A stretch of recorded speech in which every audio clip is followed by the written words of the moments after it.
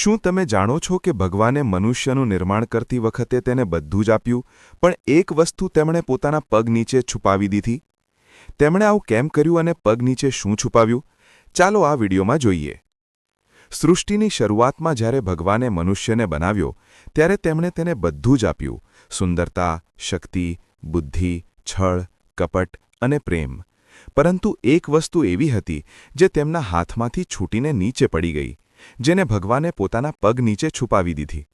જ્યારે મનુષ્યને સંસારમાં જીવવા માટે મોકલવામાં આવ્યો, ત્યારે માતા લક્ષ્મીએ ભગવાન વિષ્ણુને પૂછ્યું, પ્રભુ, તમે તમારા ચરણો નીચે એવું શું છુપાવ્યું છે જે તમે મનુષ્યને નથી આપ્યું? ત્યારે ભગવાને કહ્યું, મેં જે મનુષ્યને બનાવ્યો છે તે પૃથ્વી પર જઈને એ રીતે નહીં રહે જે રીતે મેં તેને સર્જ્યો છે. તે ધન દોલત અને ઈર્ષ્યાને કારણે પોતાના જ લોકોના લોહીનો તરસ્યો થઈ જશે. પરમાત્માને શોધવાને બદલે તે ભોગવિલાસમાં ડૂબી જશે, જેના કારણે તેનું જીવન જીવતા જ નર્ક બની જશે.